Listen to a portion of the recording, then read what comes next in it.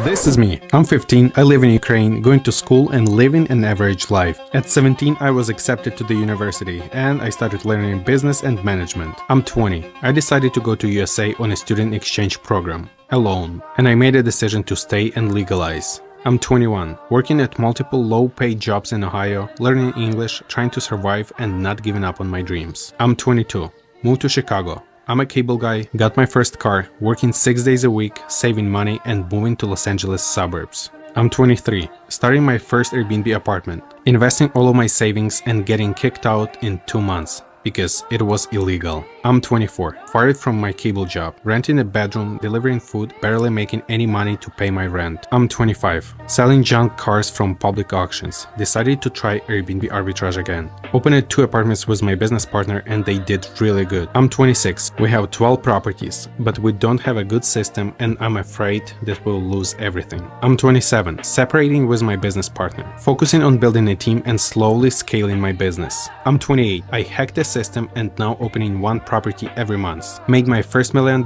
and started sharing my story and helping people becoming financially free. I'm 29. I have 28 fully automated Airbnbs making me over $200,000 in revenue every single month. I keep helping people to become financially free, traveling the world and enjoying my life.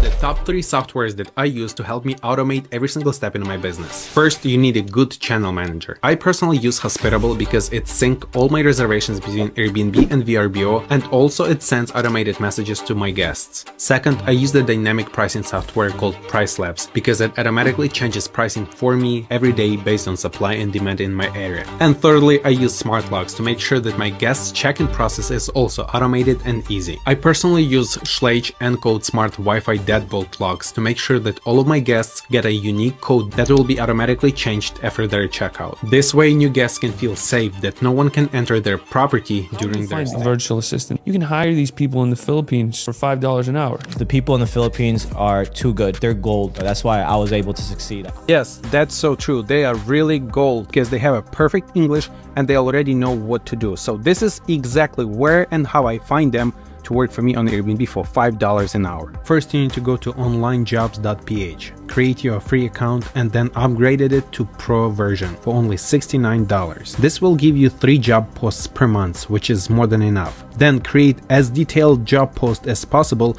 and you will get around 200 applications in the next 2 days. Not all of them will have an experience that you need, so make sure you qualify them. And give me a follow for more Airbnb business tips. I just found this is a beautiful 3-bedroom, 2.5 bathroom Airbnb that can host up to 8 guests. But the best part of it, that it's making $90,000 in revenue every single year. Here's how you can do the same. Go to Zillow and look for similar properties for rent in the same area. For example, this one, 3 bedrooms, 2 bathrooms house. Double check this address with the AirDNA tool. In this case, this property can make around $74,000 a year in revenue. Plug all of this information into my Airbnb calculator, and as you can see, this property will be making over $2,000 in profit. So now all you have to do is call the landlord and sign a business lease. Comment the word guide in the comments below and I will send you my step-by-step guide on how you can do it as well.